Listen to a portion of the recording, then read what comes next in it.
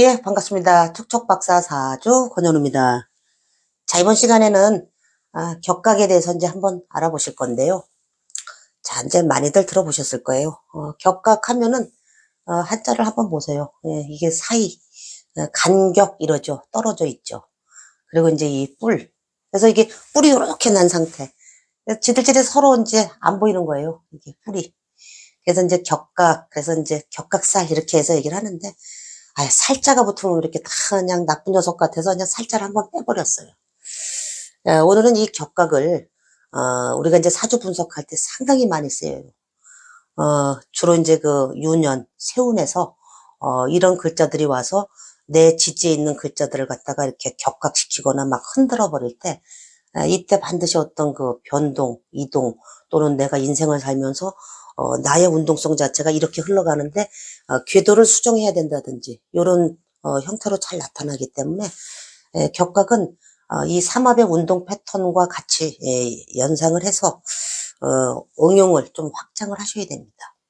그래서 일단 이 격각이라고 하는 거는 이렇게 보시면은 이렇게 이제 축을 기준으로 해서 자나 인이 이렇게 떨어져 있죠. 그래서 바로 옆에 붙어 있으면은 보이는데 축이 인을 보면은 바로 옆에 있으니까 잘 보이죠. 근데 인이 자를 보려면은 한 칸 건너서 봐야 돼. 그래서 잘 안 보여요. 그래서 이제 떨어져 있다. 그래서 이제 격각인데 마찬가지로 이제 뭐 인을 기준으로 해서 이제 축하고 묘가 격각에 놓여 있고 이런데 요거는 이제 그 삼합의 운동 패턴을 한번 보세요. 그 자수라고 하는 녀석이 신자진 운동을 하고 또 이 인이라고 하는 거는 인호술 운동을 하기 때문에 두 녀석은 친해질래야 친해질 수가 없어. 계절의 저 반대편에 가 있기 때문에 그래서 그 운동성 자체로다가 얘를 이해를 해주시고 그다음에 우리가 이제 그 봄이 되면은 당연히 그 가을 서리가 물러가고 또 뭐 가을이 되면은 그 잎이 지듯이 이 계절이라고 하는 그 순환 체계는 그 반드시 그 반대되는 그 계절 그거를 용납하지를 않는답니다.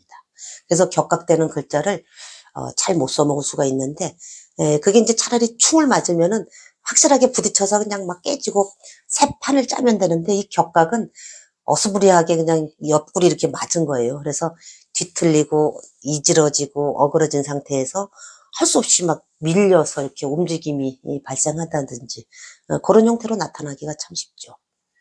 그래서 우리가 요런 격각을 주로 이제 그 텍스트에 보면은 그 명조 내에 이렇게 붙어 있어야 이제 이게 격각 작용이 있다 뭐 이렇게 얘기도 하고 당연히 이제 명조 내에 있으면은 강하겠죠. 그 격각의 그 작용이.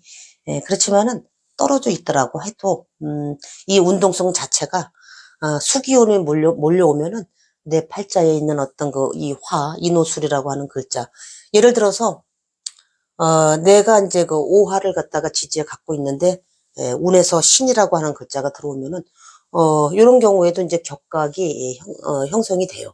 멀리 떨어져 있지만. 격각 그룹으로다가 확대해서, 사주 분석을 해주시고, 자나 오 같은 경우에는 이제 뭐, 아예 이제 뭐, 이제 이런 경우에는 이제 충인데, 요건 이제 격각은 아니죠. 근데 충은 충대로 읽어주시면 돼요.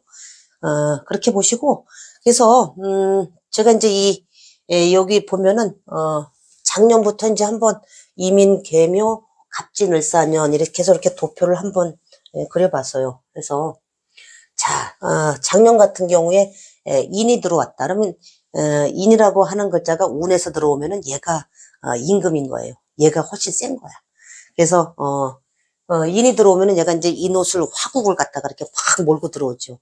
자, 그러면 화가 막 들어오면은, 인옷을 여름이죠. 그러면 겨울이 물러가야지. 그래서 내 명조 내에 신자진, 이 글자가 어느 글자, 한 글자라도 들어있으면은 그 글자가 이제 격각이다. 이렇게 보시면 돼요. 거의 격각 맞은 상태로다가 읽어주시고, 또, 이 개미년 같은 경우에는 이제 해묘미. 그래서 이제 봄의 왕국이 이제 열렸죠. 운에서. 봄이 왔으니 가을 사유축. 그래서 금년 같은 경우에 내 지지에 이 사유축 글자가 한 글자라도 있으면은 반드시 그거에 대한 어떤 움직임, 변동, 이동 뭐 이런 것들이 길흉을 떠나서 반드시 생긴답니다.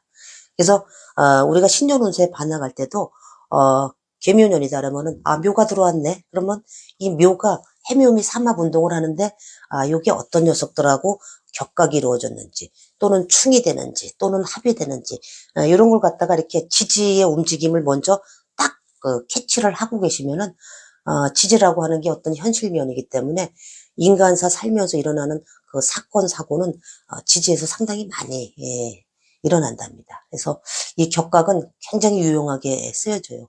상당히 많은 부분을 차지를 한답니다. 잘해서 제가 이제 여기 지렁이들을 이렇게 막 풀어놨어요. 그래서 이 지렁이들은 그 일의 방향성을 얘기를 하는 거예요. 일의 순서. 그래서 이렇게 이제 그 상승이냐 하향이냐. 만약에 이민영 같은 경우 인호술 화국이니까 얘가 이제 왕이죠. 얘 세상인 거야.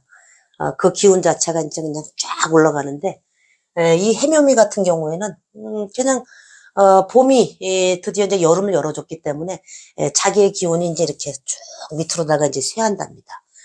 그리고 이제 당연히 화국이 형성되니까 신자진 수국이 깨갱하는 거죠.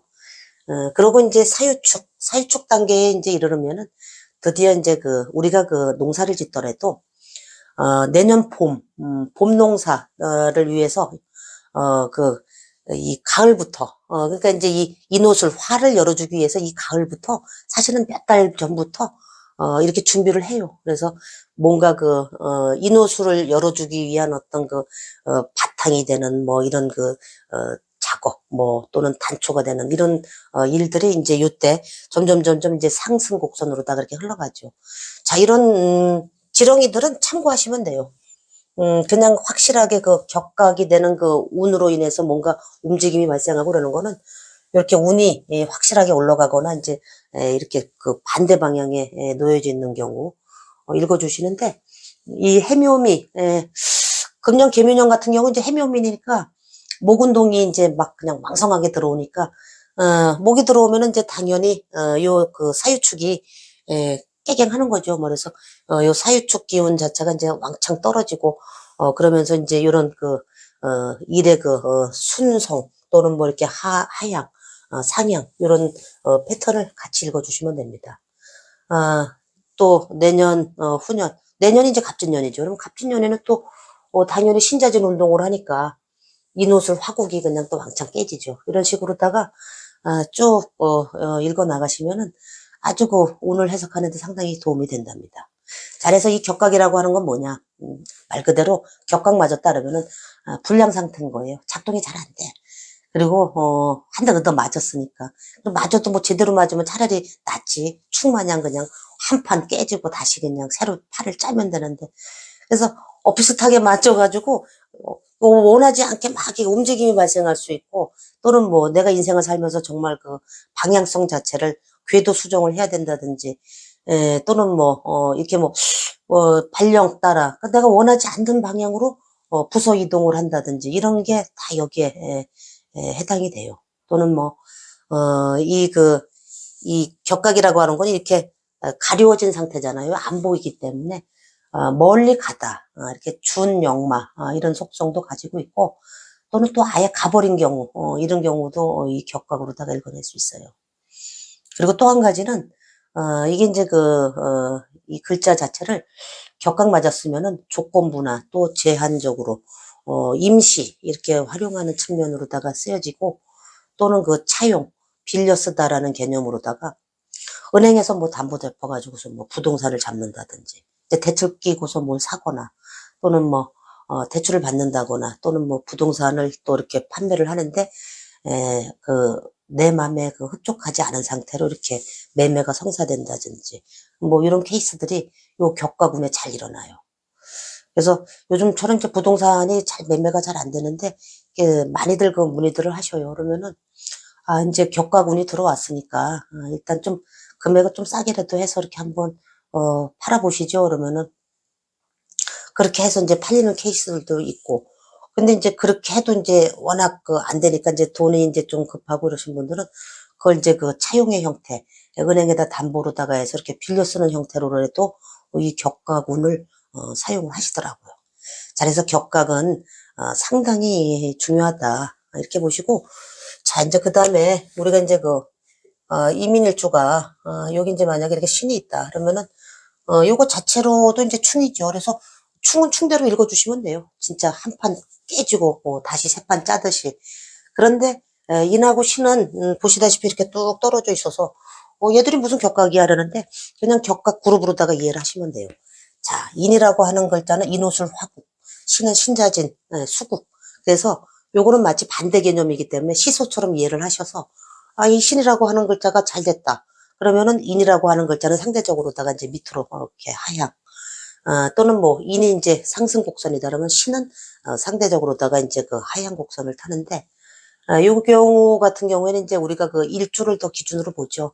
그래서 신이 인에 비해서 이제 그 격각을 맞았다 이렇게 읽어주시고 이 그 운을 시소처럼 이렇게 해석을 하시는데 질중을 여기서 따질 수는 없어요. 이 명조라든지 그 운의 흐름을 같이 읽어주셔야 됩니다. 자, 이렇게 보시고 그 다음에 이제 우리가 이제 이런 경우가 있어요. 자, 한번 보실까요? 자, 격각이라고 하는 거는 이제 정묘일주다. 정묘일주가 이제 갑진시에 태어났다.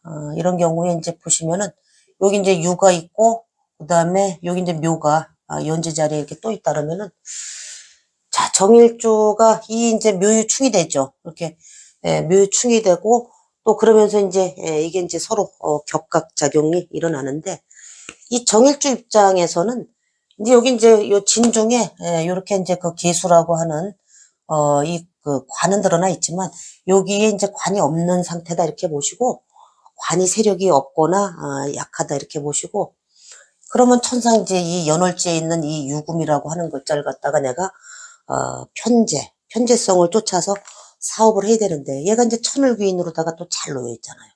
근데 얘를 잘 써먹기가 힘들어요.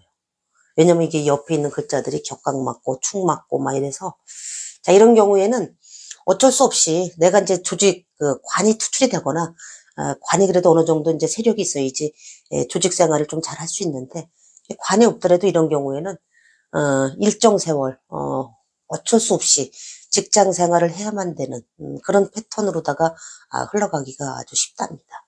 그래서 격각은 이런 식으로 응용을 해서 좀 더 디테일하게 운을 봐 나가시면 됩니다.